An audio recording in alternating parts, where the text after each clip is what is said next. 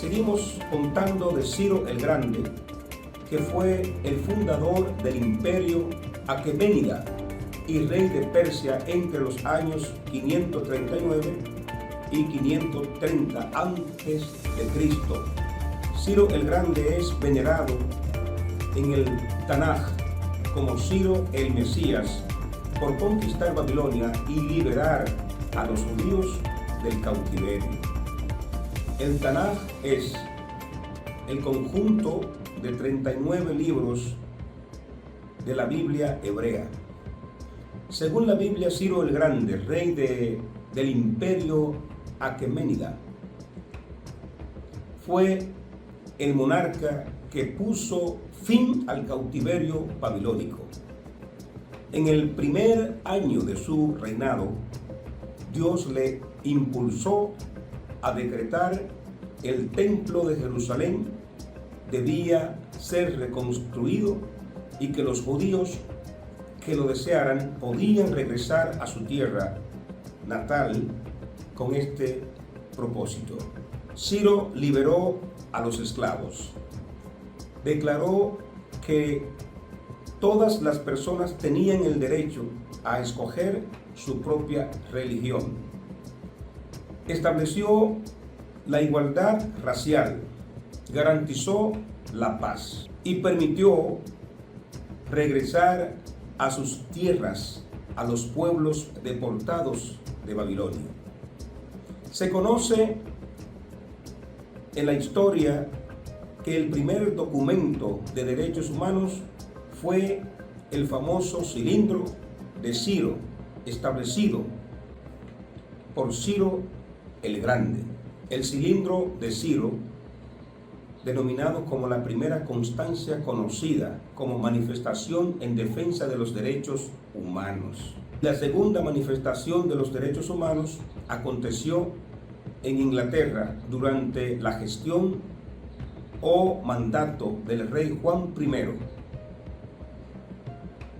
Este rey, mejor conocido como Juan sin tierra, su gobierno se estableció entre el año 1666 y el año 1215. La historia nos cuenta que a pesar de que el famoso Juan sin tierra, rey de Inglaterra, no recibió heredad ni ningún territorio en el reparto de la herencia de su padre, desde aquí su gran y famoso apodo, Juan sin tierra. Y a pesar de esto, Juan logró adquirir grandes patrimonios y convertirse en un gran señor de vasallos. La terminología vasallo significa persona que reconoce a otra por superior o tiene dependencia de ella. Durante el reinado de su hermano Ricardo I, popularmente conocido como Corazón de León, el rey Juan sin tierra demostró una gran y profunda ambición y esto lo llevó a conspirar en varias ocasiones contra su propio hermano, el rey Ricardo I, Corazón de León. Posterior a la muerte de su hermano, el rey Ricardo, mejor conocido como Corazón de León, en el mes de abril del año 1199, este murió por un tiro de ballesta durante un asedio en Hauteville, Francia. Y ante este mortal acontecimiento, el rey Juan se proclamó rey de Inglaterra y mantuvo una guerra continua contra Francia por los feudos ingleses en el continente. Feudo es un nombre masculino y significa contrato por el cual los soberanos y grandes señores cedían en la Edad Media tierras o rentas para su aprovechamiento y o explotación y bajo obligación impuesta a quienes recibían estas tierras a guardar fidelidad de vasallo bajo juramento al donante, presentarle el servicio militar, acudir a las asambleas políticas y judiciales que este donante convocara. Con este reconocimiento y condición o tributo se concedía el feudo, el favor, la ayuda, la colaboración, etc. Estas constantes contiendas económicamente le costaban mucho a Inglaterra, por lo que el rey Juan Sin Tierra se vio obligado a crear nuevos métodos. Por ejemplo, el método de colectar impuestos, y arrebató grandes porciones de tierras a su antojo. La tensión en el país a raíz de esta situación se convirtió en un desastre de carácter totalmente insostenible, y finalmente fueron los súbditos quienes concluyeron rebelarse contra el rey Juan Sin Tierra.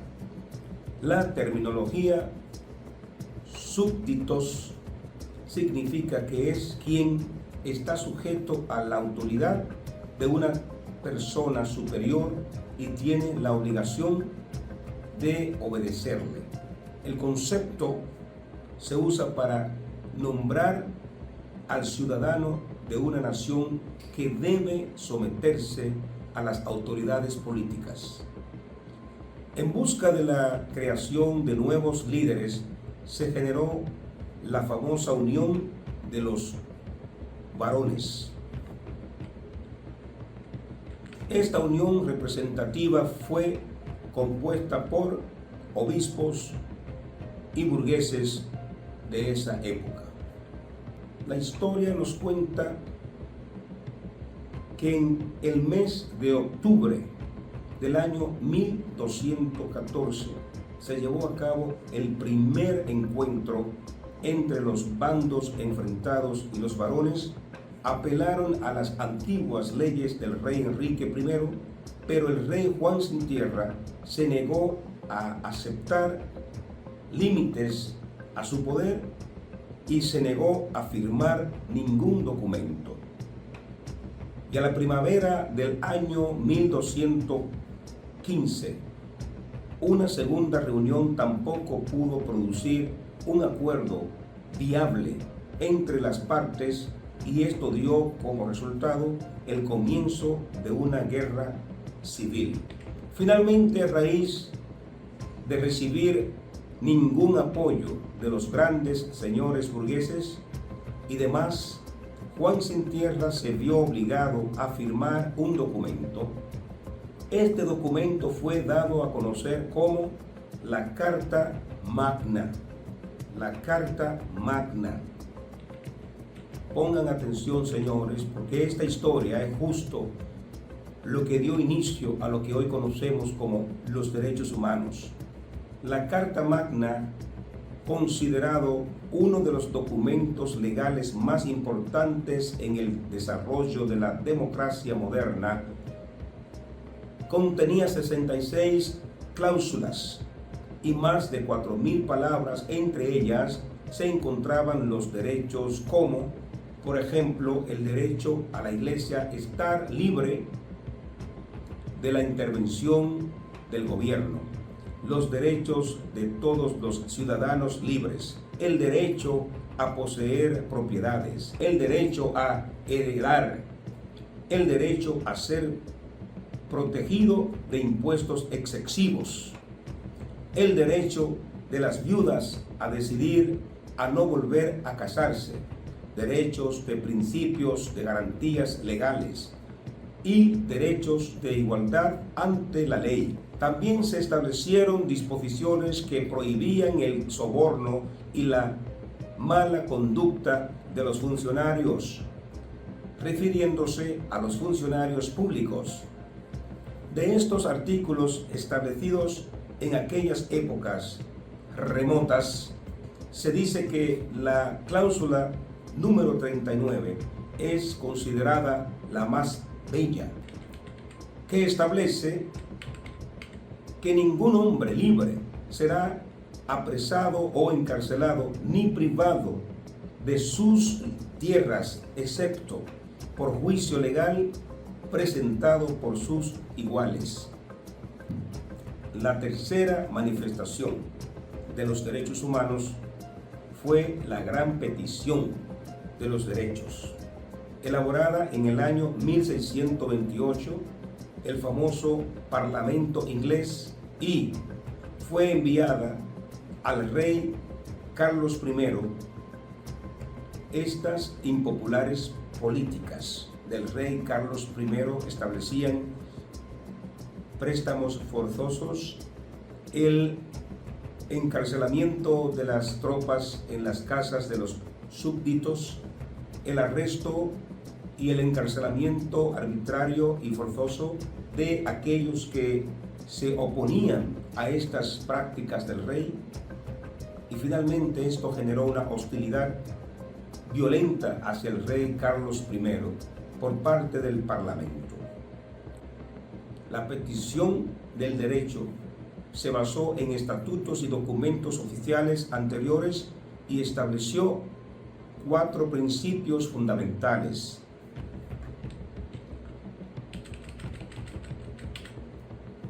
El primer principio fundamental de derechos dice que no se podía colectar impuestos sin el consentimiento del Parlamento.